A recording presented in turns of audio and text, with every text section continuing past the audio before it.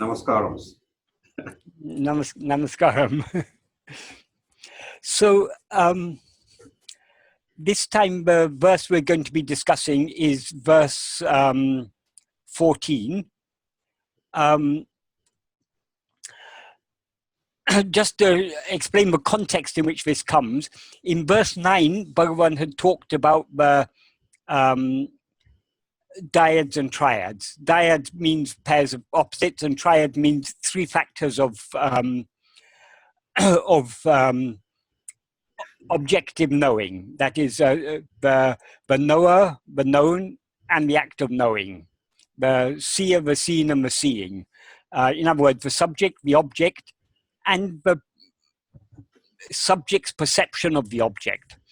That is what a dyad is. That's what a triad is. In this context, that's what it means.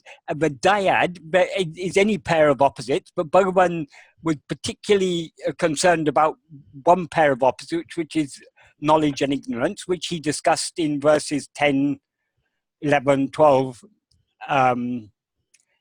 and 13 to some extent. So he was talking about knowledge and ignorance.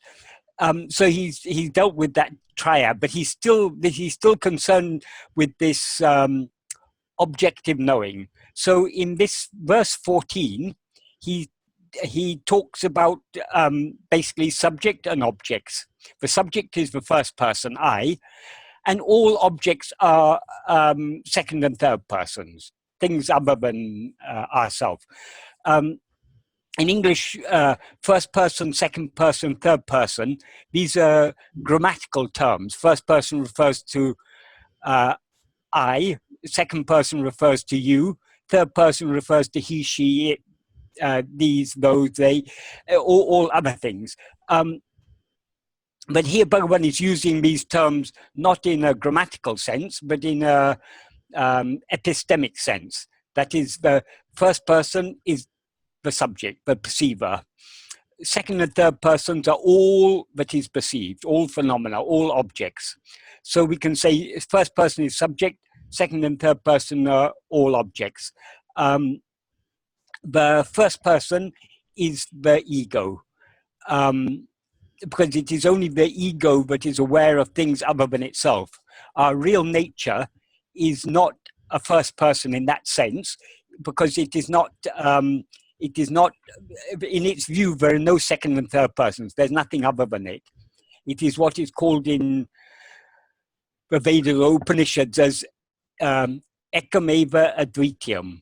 That means one only without a second. That's our real nature. So in the view of our real nature, which is pure self-awareness, there are no others. There are no phenomena to see. There are no objects. There are no second and third persons.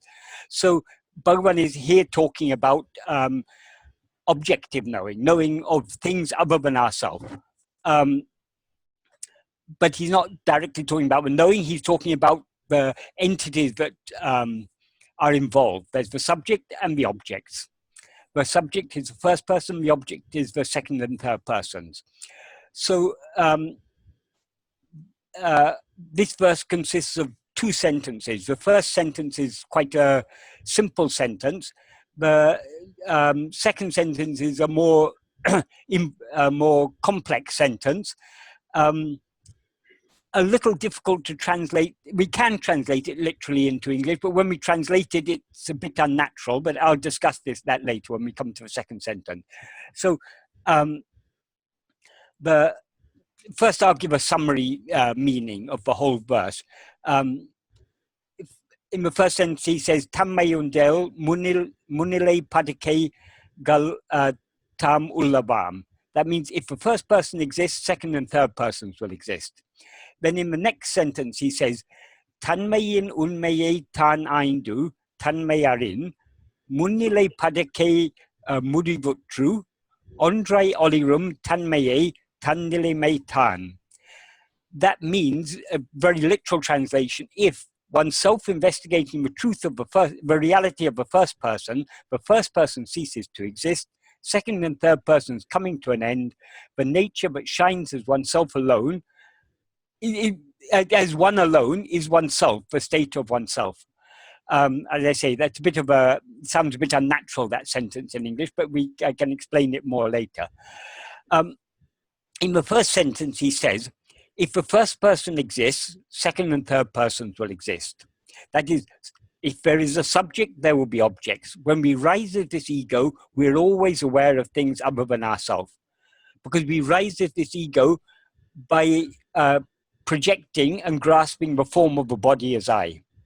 As happens in dream, for example.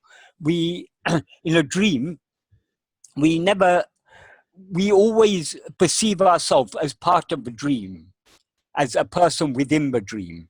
So the person who we seem to be in the dream is a mental projection.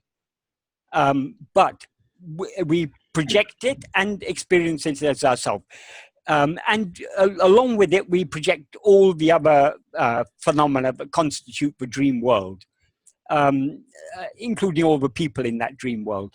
According to Bhagavan, any state in which we're aware of phenomena is a dream.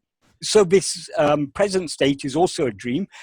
Just as in dream, as soon as we rise as an ego, that's as soon as we begin to project this state, as soon as we begin to, as soon as this state begins, we project a body which we experience as ourselves, and through the five senses of that body, we project a world, and all these phenomena come into existence. In sleep, deep dreamless sleep, we are not aware of any phenomena. We are aware, but not aware of anything. But in waking and dream, we are aware and aware of things. So what is common to all these three states is awareness, but awareness in a very special sense, in the sense of pure awareness, because pure awareness is just aware. It's not aware of anything. So that pure awareness is always there as the substratum, like the screen on which a cinema picture is projected. So that is the basis. So that pure awareness is what we experience in all three states. But in waking and dream, in addition to that pure awareness, we're aware of things other than ourselves. Pure awareness, we're not aware of anything other than ourselves, as in deep dreamless sleep. But in waking and dream, we're aware of ourselves and aware of other things. When we say aware of ourselves, it's not that ourself is an object of our awareness. Being aware entails being aware of oneself. But that's not objective knowing. That's not knowing something other than ourselves. That's just being, it is the nature of awareness to be aware of itself, because we cannot be aware without being aware that we're aware. And being aware that we are aware entails being aware that we are. So the basic awareness, the real awareness, is just the awareness I am. The awareness I know all these things, I perceive all these things, that is mine, that is ego. That is what Bhagavan refers to here as taṉmai, the first person. So if this first person exists, all these other things will exist. This is similar to what he says in verse 26 of Uḷḷadu Nāṛpadu, which is, if the ego comes into āyndu if the ego comes into existence, everything comes into existence. If the ego does not exist, everything doesn't exist. What he refers to there as everything is what he refers to here as second and third persons. The terms he uses in English and in many other languages, we talk about three persons: first person, second person, third person. That in a grammatical context. But Tamil is a little unusual in this sense. Instead of referring to these three as persons, they refer to them as idam. Idam means place, the three places. So they don't call them first, second, third. They call the first person is called, the full term is taṉmaiyidam, which means the taṉmai place. But generally the word idam is omitted. They simply say taṉmai.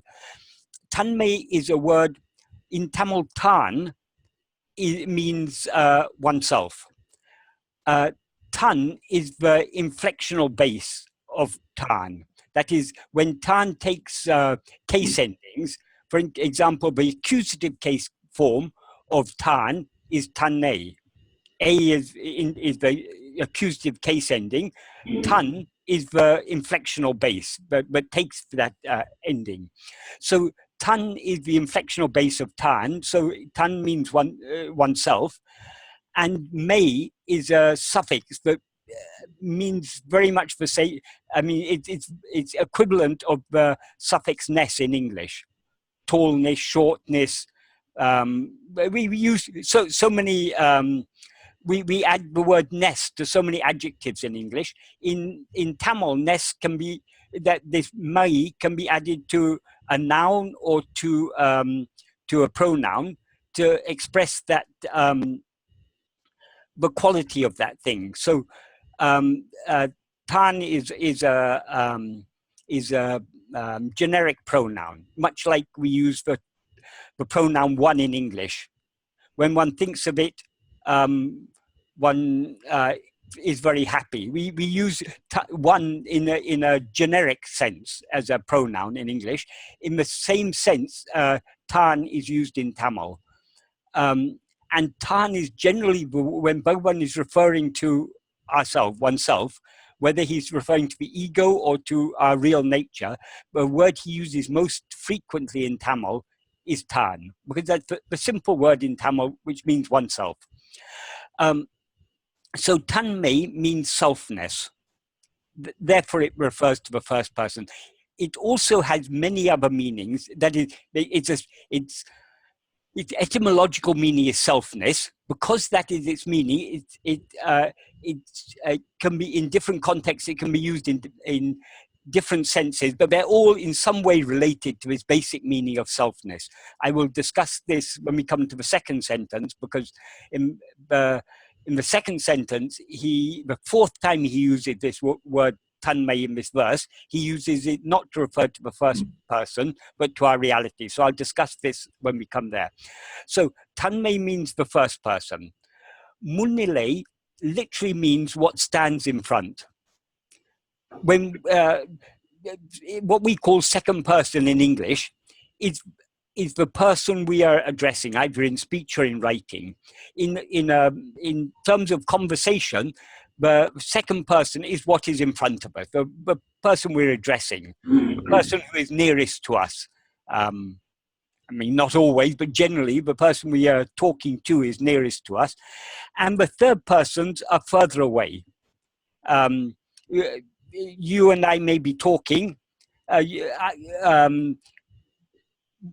We each experience ourselves as the first person and the other person as second person. When we talk about other things, they're all third persons. So the term in Tamil for third person is Padacchēdam. Pada means what spreads out, or what is, so pada means what is far away or has spread out away from the first person and second person.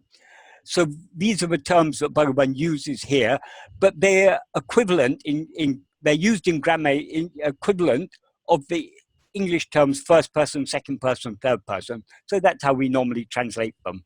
So as I say, in this sentence, Bhagavan says, if the first person exists, the second and third persons will exist. The first person here is the ego, second and third persons is everything else. In the Kalivemba version, Bhagavan extended this first sentence by adding before the first word, which is taṉmai, the first person. Before that, he added a demonstrative particle, a. A means that. So taṉmai means that first person. And preceding that demonstrative particle, he put a relative clause, uḍlļadu, which means, which is called literally body is I. So this sentence, along with this Kalivemba extension, is uḍlļadu Nāṛpadu uṇḍēl muṇṉilaipa ḍarkkai tāmuḷavān. That means if that first person called I am the body is I exists, second and third persons will exist. So by adding this extension, Bhagavan made it clear that what he means here by taṉmai, the first person, is the ego. Because the ego is the false adjunct-bound self-awareness, which is always aware of itself as I am this body. Bhagavan often used to say the ego is nothing but the false awareness, the false self-awareness, I am this body. So he's making it clear here that the taṉmai he's referring to is the ego. It's only in waking and dream that we experience ourselves as a body, not always the same body, but whatever state we're in, our experiences are always, I am this body. That this refers to the body to which we currently experience as ourselves. So long as we're aware of ourselves as a body, as a person, that which is aware of itself thus is the ego. So this first sentence, it's a very simple thing. If the ego exists, if we're aware of ourselves as I am this body, all other things will also exist. The second sentence, as I say, it's a more complex sentence. In this sentence, Bhagavan says, taṉmaiyiṉ uṇmaiyai taṉāyndu taṉmaiyaṟiṉ muṇṉilai Padacchēdam muḍivuṭṛu oṇḍṛāy oḻirum taṉmaiyi taṉnnilaimai tān.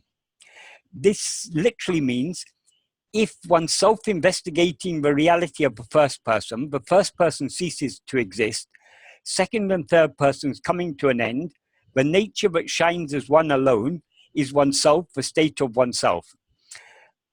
This type of sentence structure is very unnatural in English. So it's helpful to analyze it a little, to make the meaning more clear.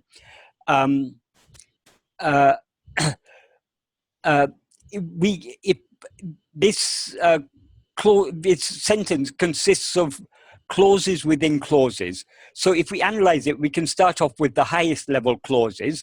We can divide it into two clauses. There's a conditional clause and a main clause. And each of these two clauses have other clauses within them. They each have an adverbial clause, and the second one also has a relative clause. So starting first with the conditional clause, taṉmaiyiṉ uṇmaiyai taṉāyndu taṉmaiyaṛiṉ, that literally means oneself investigating the reality of the first person if the first person ceases to exist. But what it implies is, if the first person ceases to exist by oneself investigating the reality of the first person, by is not actually there, but the first part of this clause, taṉmaiyiṉ uṇmaiyai taṉāyndu, is an adverbial clause that means oneself investigating the reality of oneself. How it is connected with the main part of this conditional clause, which is taṉmaiyaṛiṉ, if the first person ceases to exist, the implication is, if the first person ceases to exist by oneself investigating the reality of the first person.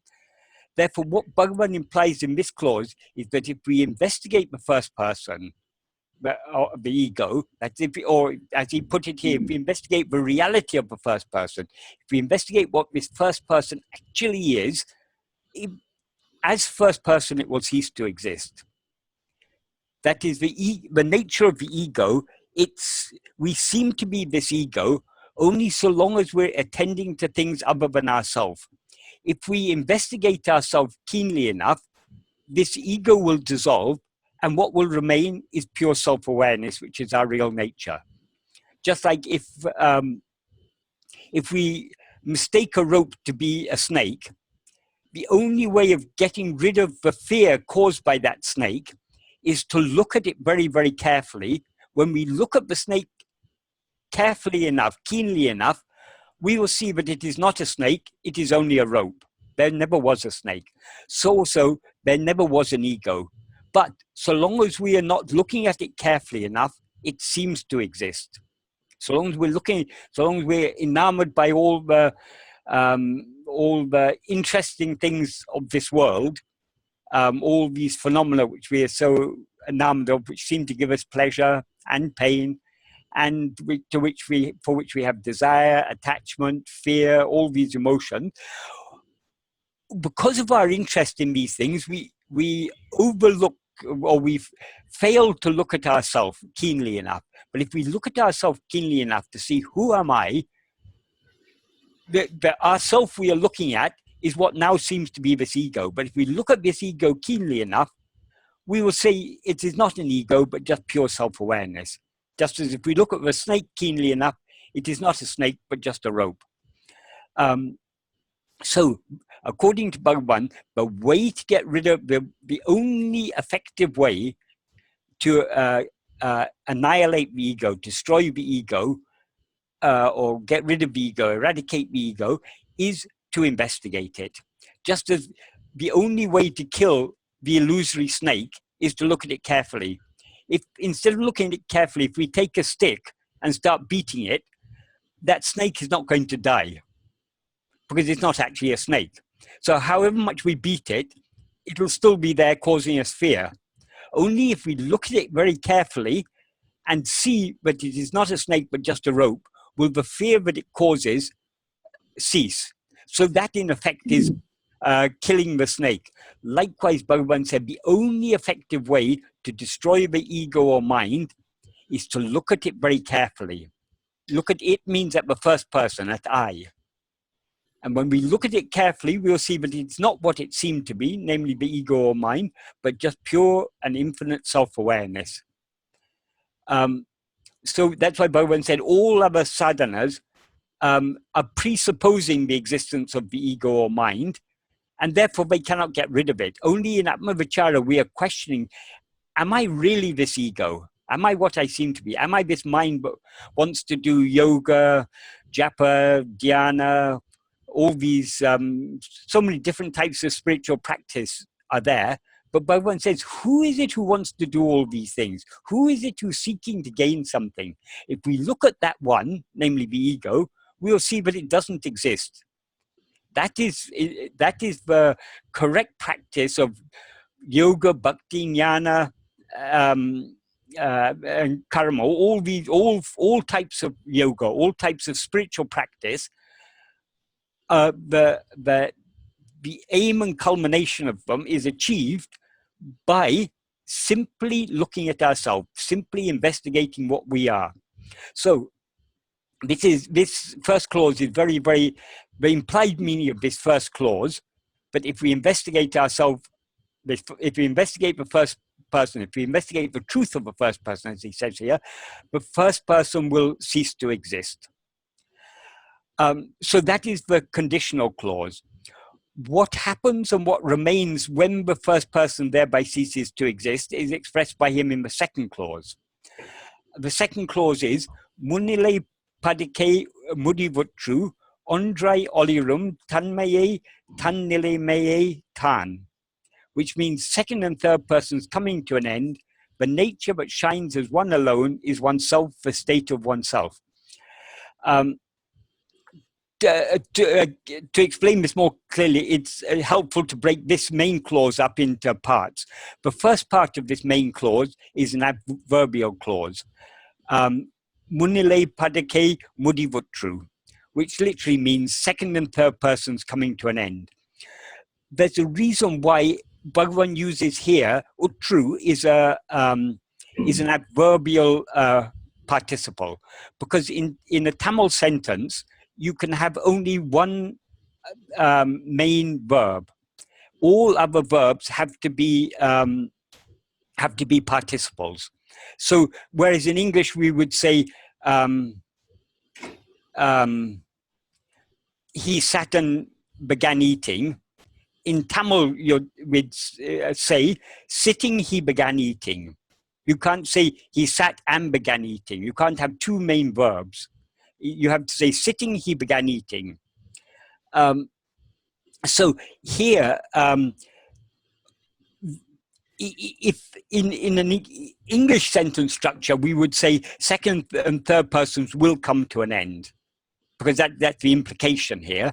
That is, if the first person ceases to exist by one's investigating the truth of the first person, second and third persons will come to an end, he says. Come to an end means the same as cease to exist. In other words, if the first person ceases to exist, the second and third persons will also cease to exist. The first person is the ego, the subject or perceiver. The second and third persons, all other things which are objects, phenomena, or things perceived by the ego. Without the ego to perceive them, no other thing can seem to exist. According to Bhagavan, no phenomena actually exist. They just seem to exist. And they seem to exist because we see them. And the we who see them are the ego. So if this ego ceases to exist, there'll be no one left to see any of these things. And you can't have an illusion without someone to see it, without someone to be aware of it. An illusions don't occur if there were a world with no awareness, according to Bhagavan, that's a meaningless state, but according to what most people believe, they believe the world exists independent of our perception of it. So before human beings evolved, before life evolved on this planet, so many billions of years ago, when the Big Bang is supposed to have happened, there was then no sentient being. There was nobody to see anything or be aware of anything. I'm not saying this is actually the case, but this is generally what is believed according to the modern scientific view of the world. In such a world, there would be no illusions. It's only when there's something that is aware that an illusion can occur. So according to Bhagavan, all these phenomena, including the Big Bang, are just our own mental projection. They're just ideas in our mind. And according to Bhagavan, everything is just thoughts. In Nanya, he emphasizes that very much. Without thoughts, there's no such thing as world. The world is just thoughts. By thoughts, he means mental phenomena. Just like in dream, everything we see in a dream is just, they're just mental phenomena. The perceptions are just phenomena appearing in the mind. In the mind, by the mind, of the mind, to the mind. So it's all this is mental, according to Bhagavan. And what is the root of the mind? Is this ego, the first person. If we investigate this ego, the ego ceases to exist. And when the ego ceases to exist, everything else ceases to exist. That is the meaning of this, the implication of this adverbial clause. And this is also what he explains in the final sentences of the fifth paragraph of Nanya, who am I? In those final sentences, he first says, Manadil tondrum ninevugal elabitricum nanenum nineve mudl ninevu. That means of all or for all the thoughts that appear in the mind, the thought called I alone is the first thought. What Bhagavan calls the thought called I, or what is often translated in English books as the I thought, is nothing but the ego. It's the ego. According to Bhagavan, the ego is nothing but a thought, though it is different to all other thoughts, because other thoughts are insentient, whereas this ego is what is aware of all other thoughts. So the ego has a seeming sentience, a seeming awareness, whereas all other thoughts are jada. They have no awareness of their own. No other thought is aware either of itself or of anything else. But this first thought, root thought, the ego, is the thought that is aware of all other thoughts. So Bhagavan says, of all the thoughts that appear in the mind, the thought called I alone is the first thought. Because without I, how can there be, to whom would any other thought appear? There'd be no one for it to appear to. So it is the ego, the thought called I, is the first thought, and the root of all other thoughts. Then in the next sentence, he says,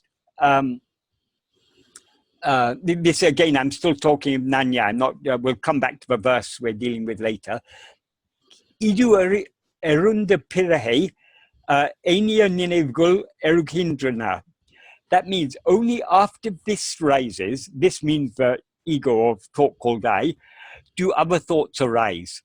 No other thought can rise unless I has risen first, unless the ego has risen first, because it's the ego that is aware of all other thoughts. And then he says, only after the first, the next sentence he says, taṉmai tondriya pirahe, muṇṉilai Padacchēdam tondru kindrana. This is saying the same thing, but instead of referring to it is the first thought and other thoughts, he refers to the first person and second and third persons. Only after the first person appears do second and third persons appear. The first person is the ego, the primal thought called I. Second and third persons are all other things. So all other things appear only after the ego appears. And then he says in the final sentence, taṉmaiyiṉ muṇṉilai paḍarkkaigaḻ ira. That is, without the first person, second and third persons do not exist. Which is what he implies here by saying that when the first person ceases to exist, second and third persons will cease to exist, as he says in this verse. So according to Bhagavan, no phenomena exists independent of the ego.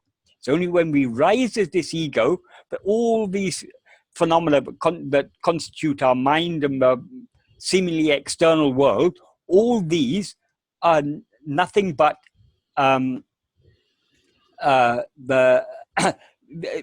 expansion of the ego. They all appear only to the ego, and in the absence of the ego, there's no one to whom they could appear.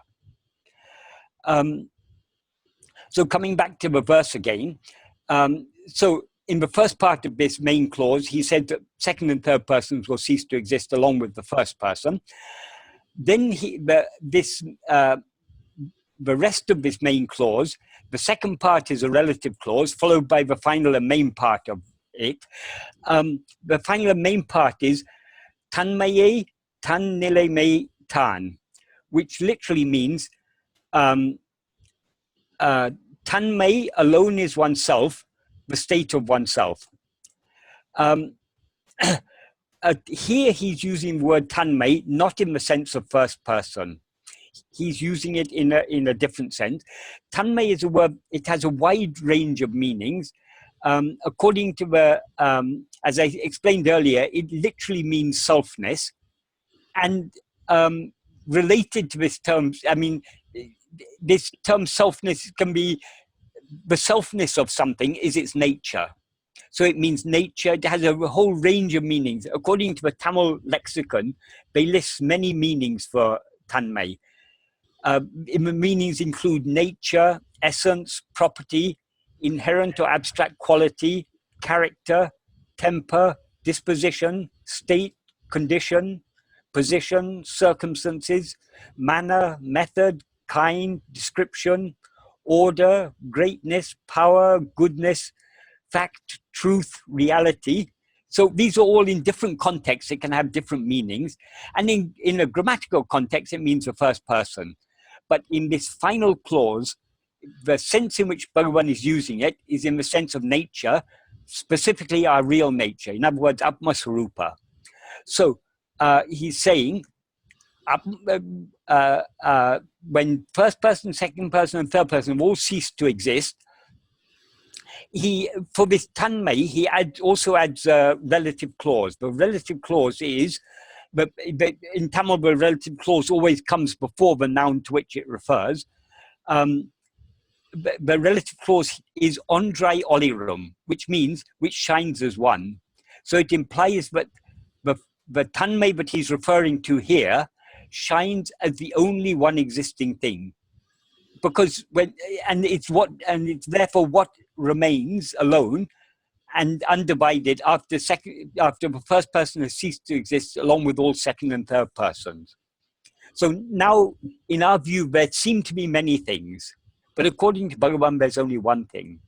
Ekkameva advitiyam, one only without a second, as said in the Upanishad. So that one only without a second is what Bhagavan refers to here as taṉmai, which is our real nature. And he says, taṉmaiyē, then taṉnilaimai taṉ means oneself, taṉnilaimai means one's own state or the state of oneself. the taṉnilaimai stands in apposition to taṉ, so it means the our real nature alone is ourself, and it is the state of ourself. So we and our state are not two different things. Our natural state is we ourself. We ourself are our natural state, and our natural state is just to be aware of ourself and not to rise to do or to know anything else.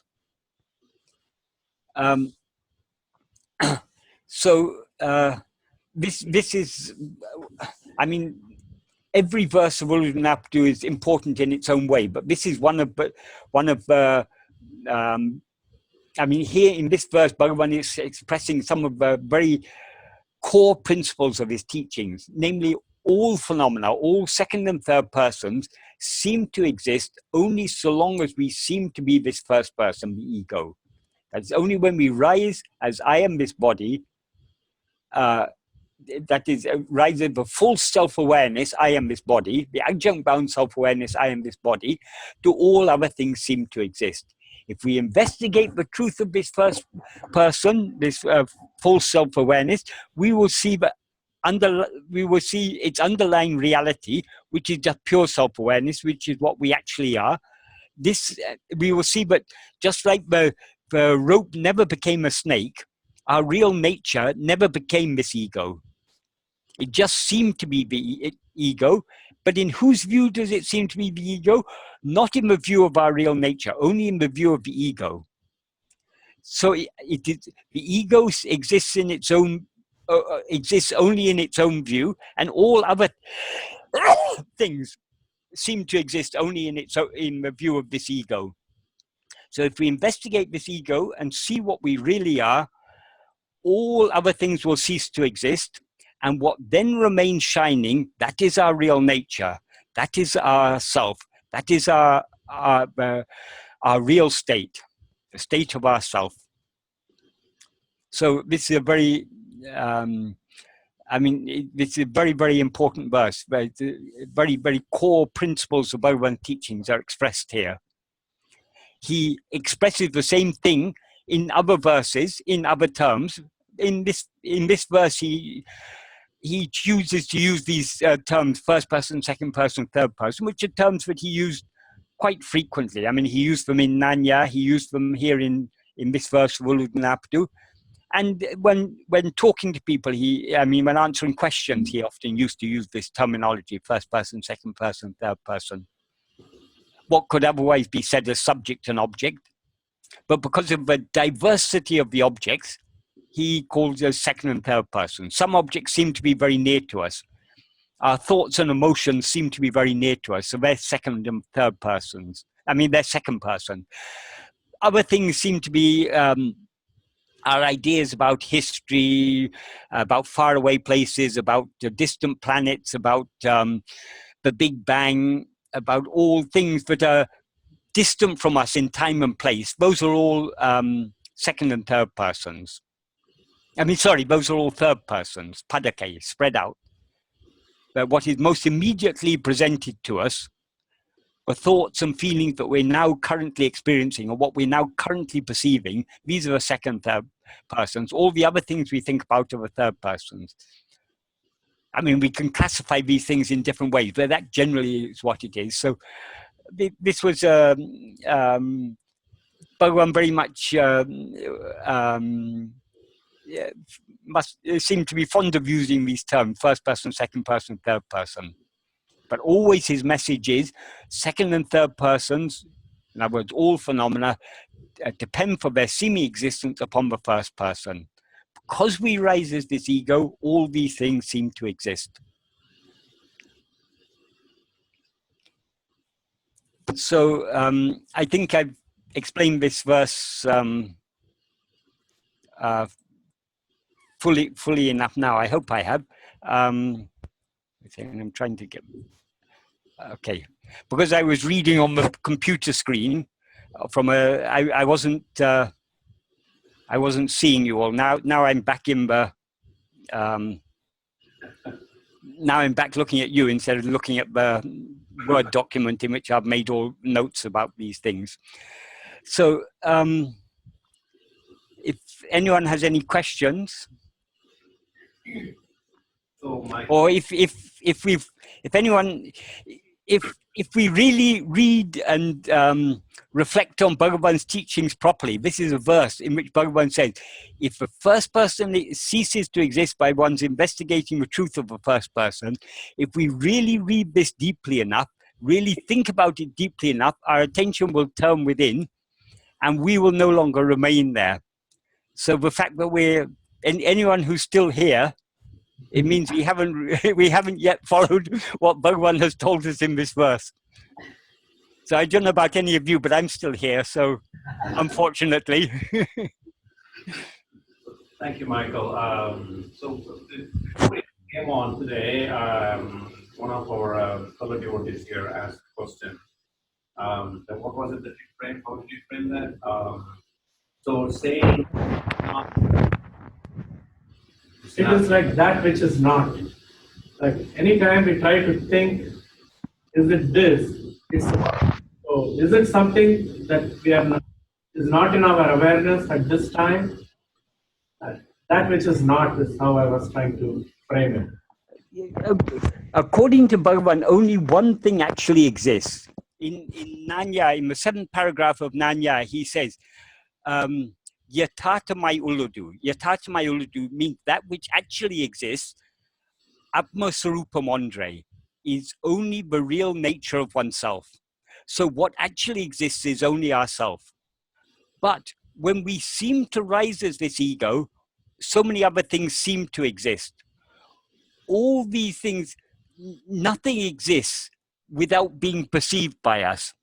So even the Big Bang, I mean, just to take an example, the Big Bang, what is the Big Bang? It's an idea. The scientists have done research on the universe and taken measurements, and they've come up with some theory, but so many billions of years ago, there was a Big Bang, and that was how the universe as we now know it started. This is all just an idea in our mind. Before we heard about the Big Bang didn't exist.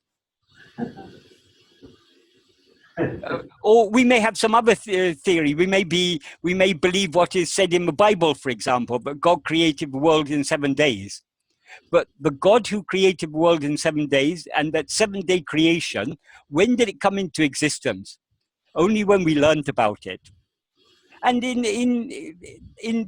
there are so many other theories of how this world has come into being. So all these theories, whether religious or philosophical or scientific or whatever, these theories, they come into existence when we learn about them in school or wherever. Nothing exists independent of our perception of it. That is Bhagavan's, what Bhagavan has taught us. So according to Bhagavan, in Advaita philosophy, they divide all theories of creation into two broad categories. One is most theories of creation, that is all scientific theories, most religious theories, philosophical theories, they're all what is called Srishti Drishti Vada. Srishti means creation. Drishti means seeing or perception. Vada means contention. So Srishti Drishti Vada is the contention that creation comes first, followed by perception. But what Bhagavan has taught us is the opposite of this, which is Drishti Shrishti Vada. Drishti Shrishti Vada. Drishti, again, that's putting the perception first. The perception is the cause of creation. It doesn't actually precede, they happen simultaneously. In a dream, the creation of the dream images and our perception of them are simultaneous. That's why this is also called Yugapat Shrishti. Yugapat Shrishti means simultaneous creation. So nothing exists except when we perceive it. Perceive here can mean in any way, where you think about it, see it, hear it. But apart from what what we are perceiving at this very moment, nothing exists. And even what we perceive at this very moment, according to Bhagavan, doesn't actually exist. It just seems to exist. Not only that, even the one to whom it seems to exist, namely this ego, itself just seems to exist, and seems to exist only in its own view. Therefore, Bhagavan says it is Maya. So over and above these two types of creation theory, Drishti Shrishti or Shrishti Drishti, Shrishti Drishti or Drishti Shrishti, the ultimate truth is neither of these. The ultimate truth is what is called a jata, which is no creation whatsoever, because all this, all that is perceived exists only in the view of the perceiver, the ego. If we investigate the truth of this ego, we will find that there was never any such thing. Just like if we investigate the snake, look at it carefully enough, we'll see that it's only a rope. There never was a snake there. If there never was an ego, never was any creation. So the ultimate truth is, when we investigate ourselves and thereby see what we actually are, we will see that we have never risen of this ego. We have never perceived anything other than ourselves. So nothing has ever been created. Nothing has ever happened. What is as it is always, without any change or appearance or disappearance. But so long as we experience ourselves as the ego, this is not a helpful teaching for us. To be told that none of this exists isn't very useful for us, so long as we see it existing and it's causing us trouble. So the necessity for investigating ourselves. If we investigate ourselves, we will see what we really are. We will see that we have always been that and have never been anything other than that. And therefore, nothing else has ever existed. Therefore, the ultimate truth is ajata. Nothing has ever happened. Nothing has ever been created. But in order to experience that, we need to investigate ourselves. Michael, you also mentioned a point during the discussion that when we get to that state, there's nothing whatsoever. It's just that oneness, and so there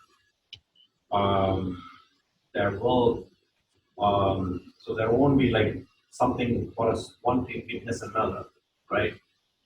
Yes. Sorry, for some reason, there's a lot of echoing on your microphone, possibly because you're at a distance from a microphone. So what I'm hearing is a lot of echoing my side. So, but I think I made out most of what you said.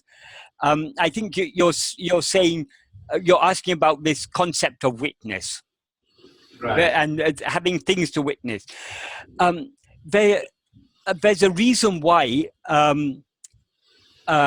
the term sakshi is used a lot in Vedanta philosophy, but it is being grossly misunderstood. Firstly, because, well, the term Atman itself has been misunderstood. What the term Atman means is oneself. It can, in some contexts, refer to our real nature, which is Brahman. It can, in other contexts, refer to ourself as the ego. When it is said that Atman is Vasakshi, Atman in that context means the ego, because it is only the ego that is aware of things other than itself. So the seeming existence of other things, of which we are the witness, it exists only in the view of the ego. So the Sakshi is the ego. Why is the ego referred to as Sakshi? Because now we experience ourselves. I experience myself as I am Michael. Michael is the name of this body. So Michael has a history. He was born 60 odd years ago in a certain family.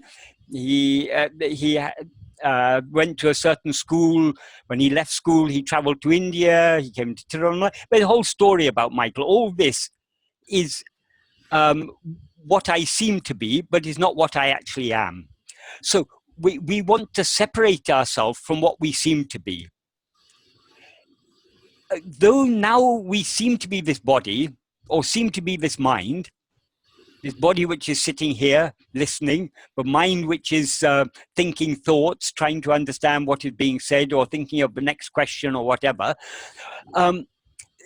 this is what we seem to be now. But all these are phenomena. This body is a phenomena. It appears in waking, it disappears in sleep and dream. In dream, we experience some other body as ourselves. So this body is a temporary phenomena. This mind is also a temporary phenomena. It appears in waking and dream, disappears in sleep. And when it appears, it's got so many memories and so many hopes and expectations and all these things. All these constitute mind in the broadest sense of the term.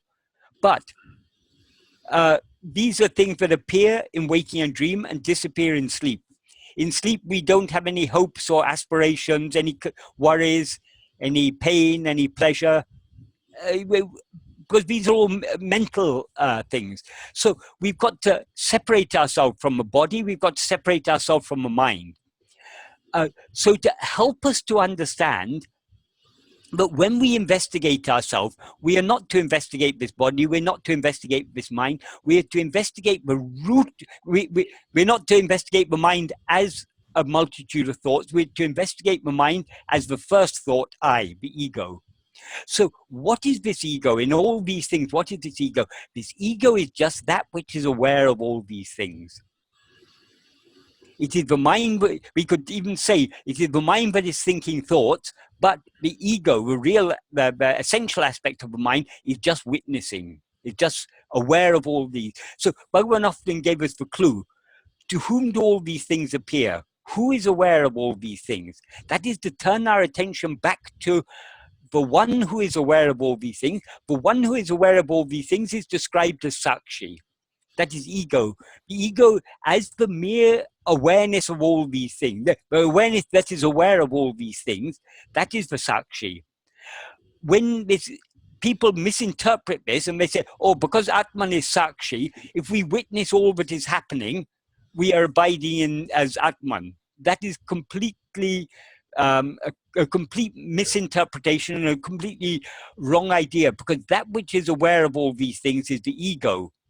So long as we are aware of anything other than ourselves, we're aware of ourselves as ego.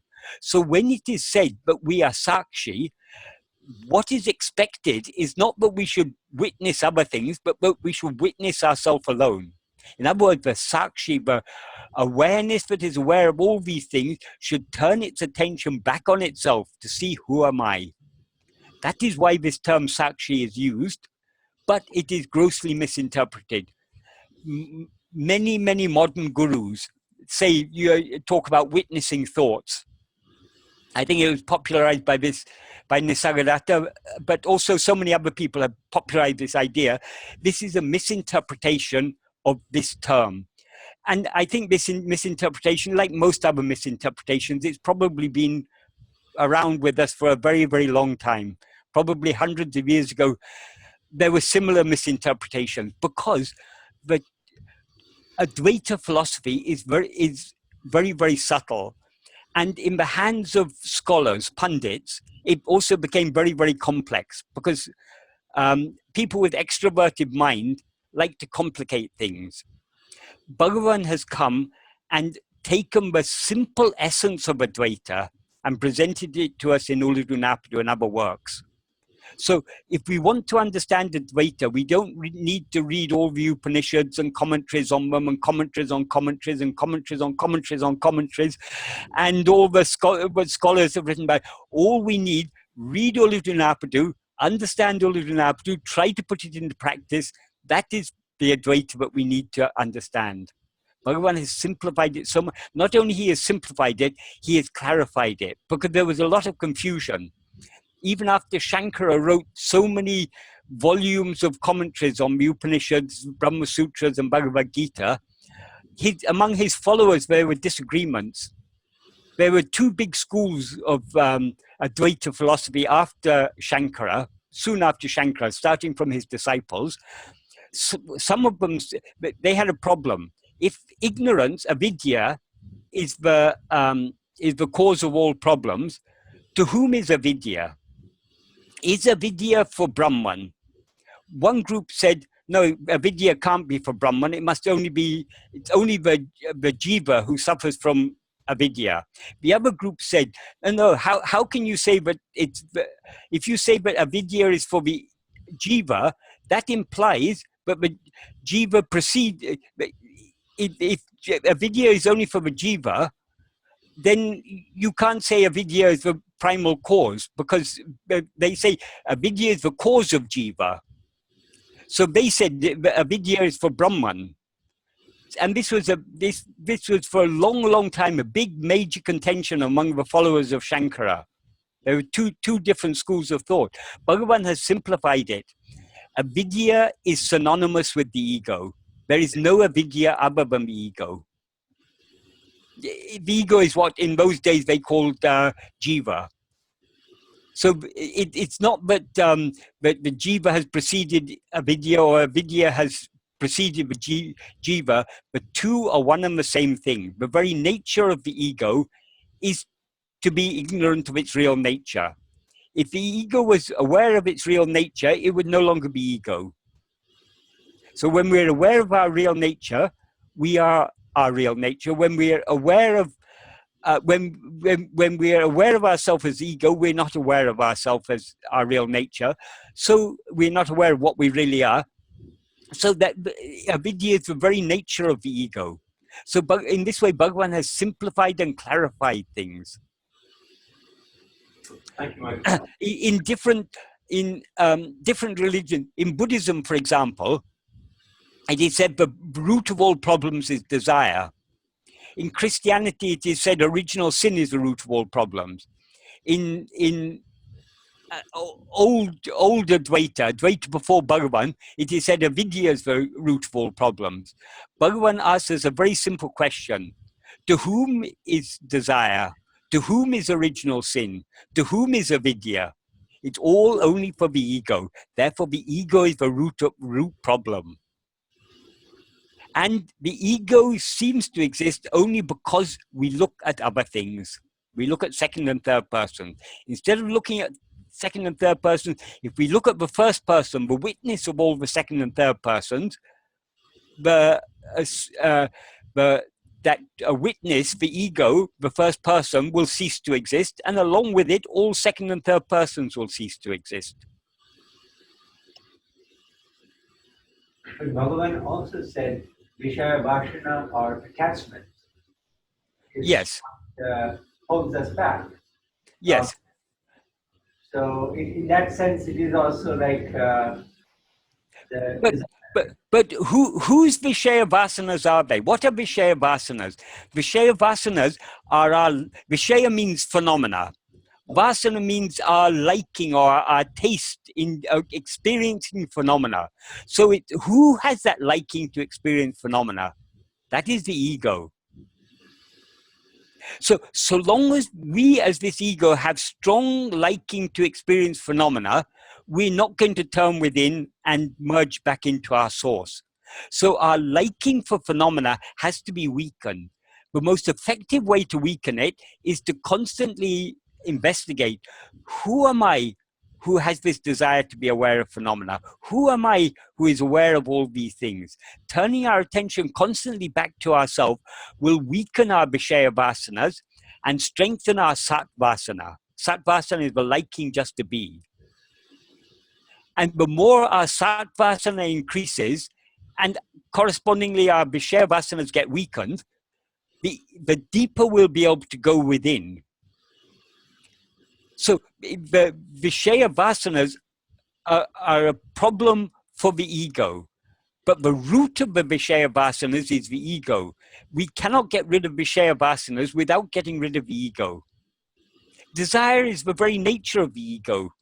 So long as we see things other than ourselves, we will have likes and dislikes. Those things which give us pleasure, we'll have desire for them. Those things that give us pain, we'll have aversion for them. We cannot avoid that. We cannot be totally free of likes and dislikes. So we can weaken our Vishaya Vasanas. We cannot totally get rid of them without getting rid of their root, the ego. it appears that this verse 14 basically addresses the root cause of our ignorance, isn't it? Yes. Yeah. But the root cause, according to Bhagavan, is the ego. Root cause of all problems is the ego. Because in sleep, there's no ego. Are there any problems? No. No.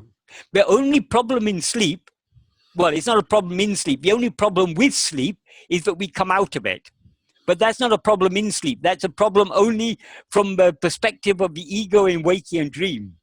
Because it's only the ego in waking and dream that seems to have, that says, I've come out of sleep.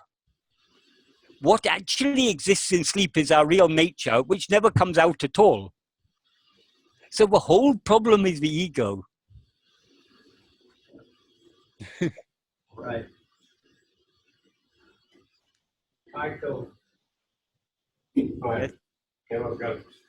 How are we so sure that the state of the reality is the absolute reality, the only one absolute reality? Like in three states, there is waking, there is dream, there is sleep. In dream, we know that there was a dream when we wake up. Yeah. Well, we should show, oh, that's only a dream, there's a different realm, different world. And now in the waking state, we know it's the only one real right now. So when we attain the state of the self or the reality, how are we so sure that is the last and the only one absolute reality? There is no other reality than that. Okay, for whom is this doubt? It is for the ego. No, but I'm saying this for a reason. The nature of the ego is confusion.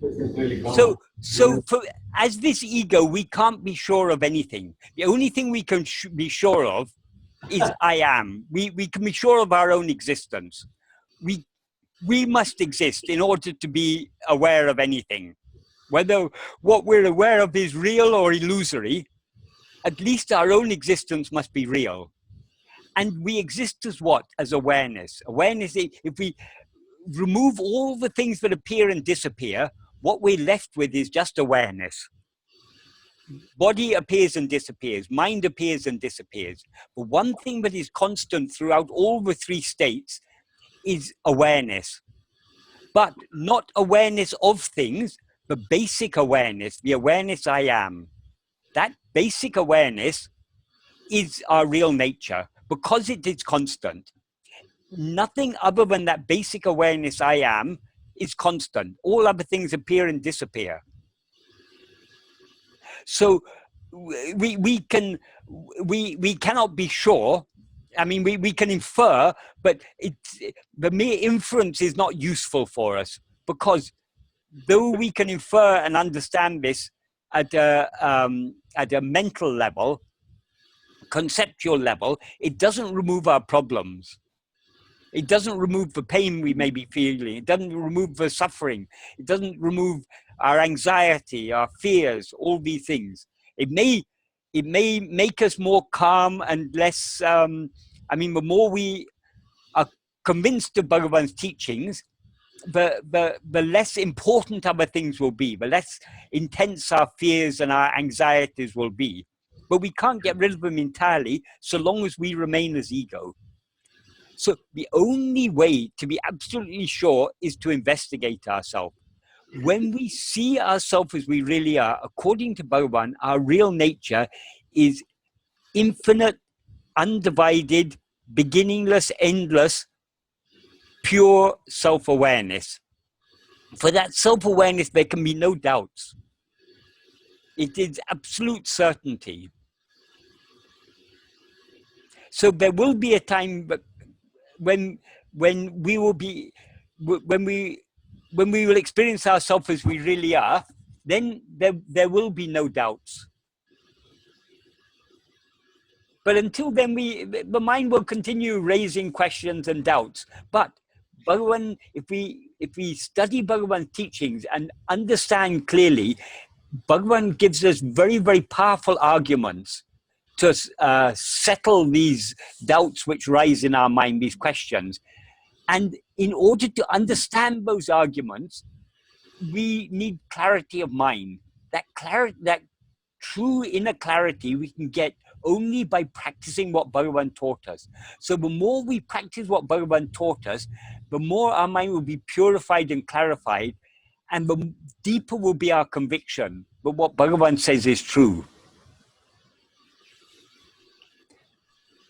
Because we will begin to experience, I mean, when we turn our attention within, we begin to be aware of ourselves as the mere awareness untouched by anything else. Not completely, we're still touched by other things, we're still aware of other things, but we begin to be aware of how we can extract ourselves from other things. We can't express it in words, but greater and greater clarity does come the more we follow this path. For many people, when they first come to Bhagavan and they first read, Bhagavan says sleep is a state of awareness, pure awareness, it's very difficult to understand, and arguments need to be given to convince people at first. But if we really put his teachings into practice, it becomes so obvious. Sleep is a state of pure self-awareness. We're not aware of anything in sleep, but we're still aware. That becomes that becomes clearer and clearer to us the more we follow this path. The deeper we go within, the more persistently we try to attend to ourselves alone. So the antidote for everything is just Atma-vichara. Yes, yes. Also, Michael, Sadhuam has called this Nāna ennum jnanastiram, Bhagavan's jnanastiram, and in other place he calls it Brahmastra. Bhagavan's Brahmastra, the supreme weapon that Bhagavan has given us, is this simple investigation, who am I? Michael, Yes, if the ego is completely destroyed, yes. how are we to function in our daily life? Doesn't the mundane activity require what we call mind?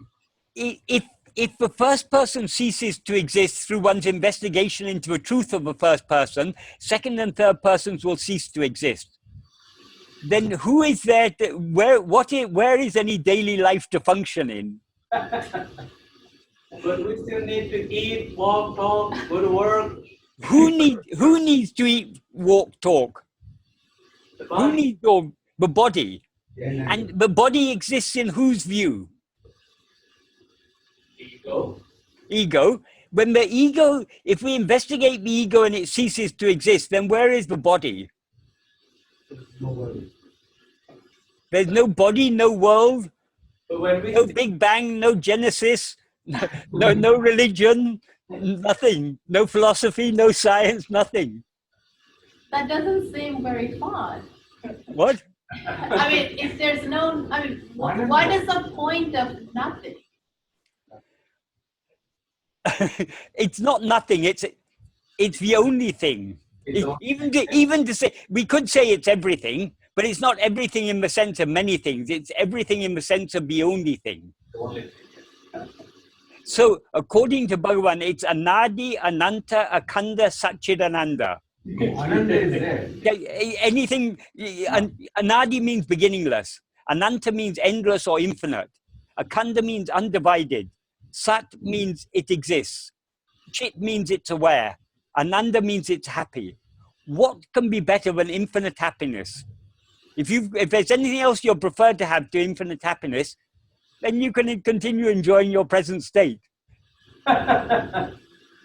So, Michael, the key is also this attention to remember Yes. yourself. And Exactly. that comes from the grace. Yes. Or is it free will, or they're saying?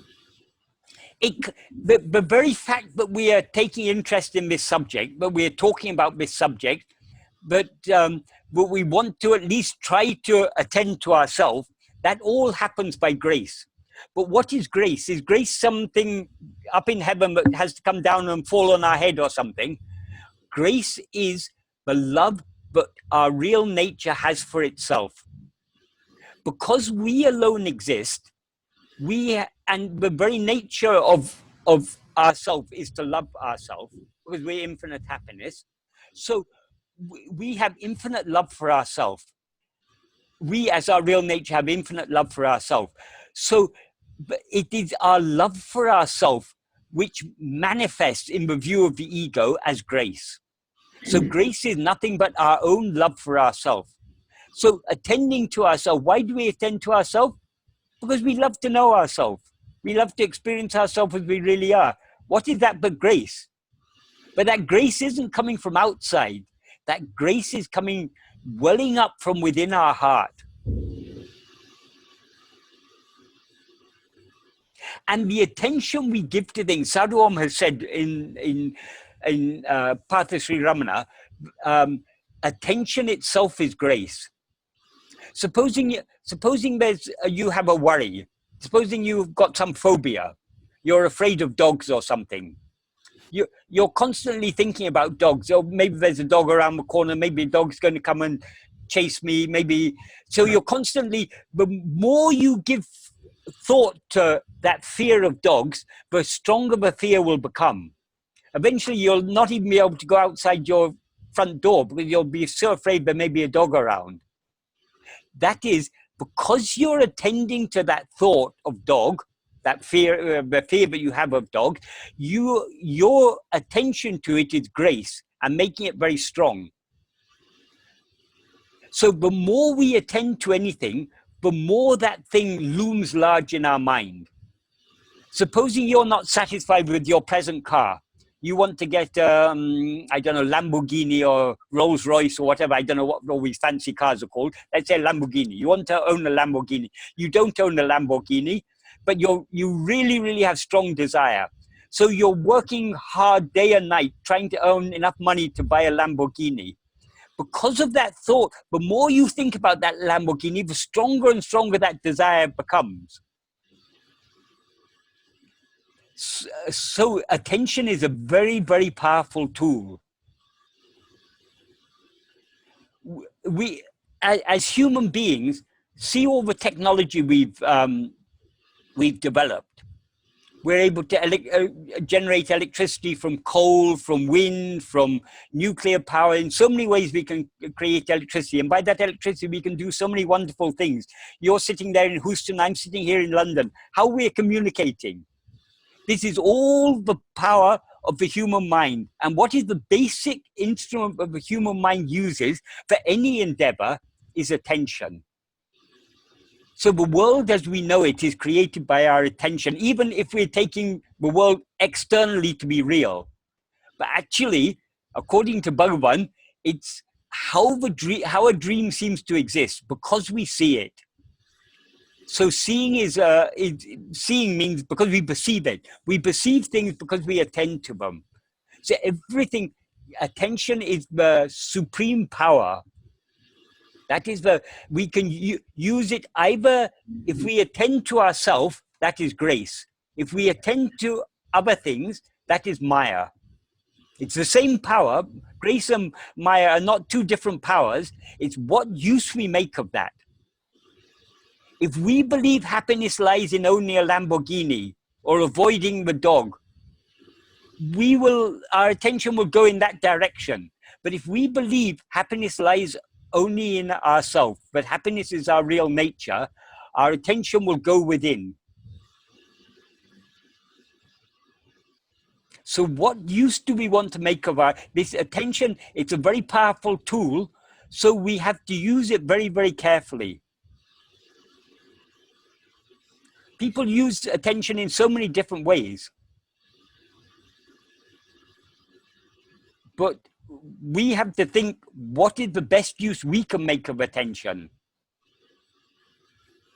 If we look outside, if we attend to the world, we see so many problems in this world, so much suffering, so many wars, famines, refugee crisis, people not having enough food, people being too greedy and taking too much wealth and destroying the environment. So many problems are there in this world, aren't there?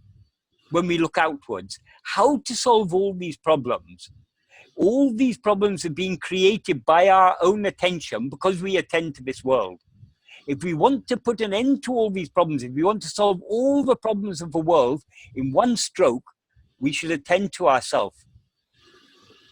Because in a dream, we may see so much suffering in a dream, so many problems we may face in a dream, so many problems we may see other people facing, and we may worry about all the problems other people are facing. What is the way to solve all those problems? Simply to wake up. So also, this is according to Bhagavan, our present state is a dream. We can wake up from this dream, not only from this dream, but from all dreams permanently by turning our attention away from phenomena back towards ourselves. In verse 16 of Upanishads, Bhagavan says very beautifully, Veli videyangalai vittu. That means giving up external phenomena. External phenomena doesn't mean only this table and chair and computer and all these material objects. According to Bhagavan, even the thoughts, the feelings, everything, every second and third person, everything other than ourselves is a Veli Vishaya. So giving up these external phenomena, all these second and third persons, manam tan oli uru ordale, the mind knowing or investigating its own form of light. That means its own fundamental awareness, uṇmaiyuṇḍēṉ, that is real knowledge, that is true awareness. So if we face other things, we are caught up in Maya. If we face ourselves, we are surrendering to grace and allowing grace to sweep us back to the ocean of Anadi, Ananta, Akanda, Satchidananda, infinite being, awareness, and happiness. Infinite, undivided, beginningless, endless. So the choice is ours. We can use this attention in whatever way we like. Michael, Yes? so I am using my attention to listen to you now, Yes. and I am seeing you. Yes. But if I cease to pay attention to you, like Yes. close my eyes, block my ears, Yes. so you cease to exist? Yes. Okay, so your existence depends on my attention. Yes. And that attention is coming from awareness or the ego? From the ego. Okay, In sleep, can you attend to anything? see, I do not know about sleep. Because Okay. No, you do know about sleep. You know very well about sleep. You're in sleep every night. I presume I am, but have no experience of it. You have experience of it. What do you do when you wake up in the morning? You say, I don't know whether I slept or not. You know very well you slept. No. But see, the fact that I slept happens afterwards, not during. The fact that you what? That I slept, that knowledge dawns on me after, in the waking state, not In the waking state, you refer to that state as sleep. You say, I slept. Yes. That is the label is there only in waking state. But how when you say I slept, do you have any doubt about that? You know very well you slept.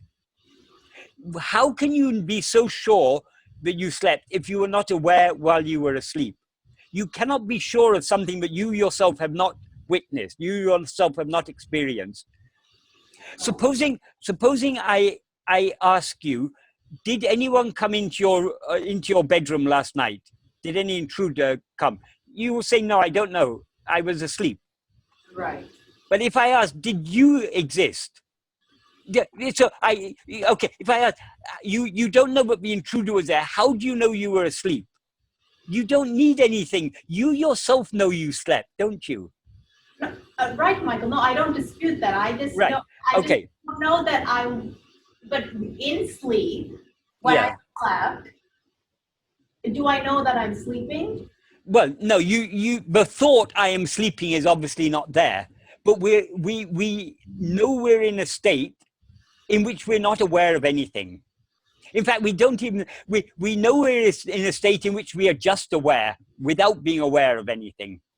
Because there's no even a negative knowledge, I'm not aware of anything. It is just I am. That's the knowledge we have in sleep. So the point is, I asked you whether you, sorry, sorry, sorry. Can I just finish saying? Sorry, yeah, go ahead. In sleep, we cannot attend to anything in sleep because there's nothing for us to attend to. Attention is a selective use of our awareness. Now we're aware of many things. So we can choose. You can choose to listen to me. You can choose to look at a piece of fluff on the carpet in front of you. You can choose to be thinking about what you're going to be doing when you go to work on Monday. You can be choosing to think about something that happened 10 years ago, some problem you had. Then you can, it's up to you what you attend to, because there are many things for you to choose from. But in sleep, there are no many things. So there's no attention in sleep. Attention is a function of the mind, but it is by this power of attention, of selective use of our awareness, but the mind creates all this. So we can use this same power by which we've created all this to destroy all this. But in order to destroy all this, we need to destroy its root. Its root is the ego. So when the ego turns its attention on itself, that power of attention is what is called Chit Parashakti, the supreme power of awareness. When we misuse that Chit Parashakti, we create all this world. When we use that Chit Parashakti correctly, we remain as we really are, which is pure and infinite self-awareness. Anadi, Ananta, Akanda, Satchidananda. So that state that but how come I don't experience that Anadi, Ananda, Satchidananda, that eternal bliss in sleep? Like you're saying we are that in sleep, but I have no knowledge of it. No, you do experience that in sleep, but when you wake up, you now experience yourself as, sorry, may I know your name? D, how about D? Okay, okay, you now know yourself as I am D. D? Well, just It doesn't matter. It doesn't matter what you're. It doesn't matter what you're. Just to say, now you know yourself as I am D. Yeah. D was not there in sleep, so D cannot remember what you experienced in sleep. If you could recall what you experienced in sleep, which was Anadi Ananta Satchidananda, the I that says I am D would be destroyed. If we can experience what we experienced in sleep here and now, that is the destruction of the ego. So we can, as this ego, we cannot experience, we cannot recollect. We can recollect that, yes, I slept. We can recollect, yes, it was a peaceful state. There was no disturbance. Yes, I was quite happy when sleeping. It was very restful. We can say so many things about it. But what we actually experienced, because the nature of the ego is to know phenomena. But as Bhagavan says in verse 4 of Uḷḷadu Nāṛpadu, if oneself is a form, the world and God will be likewise. So as this ego, we've identified ourselves with the form of the body, so with a phenomena, in other words. So whatever else we know is phenomena. What we experience in sleep is beyond all phenomena. They're basically illusionary, right? I mean, yeah. So our memories are of phenomena. Our memories are of things. But when we say we recollect having slept, what we are recollecting is our existence.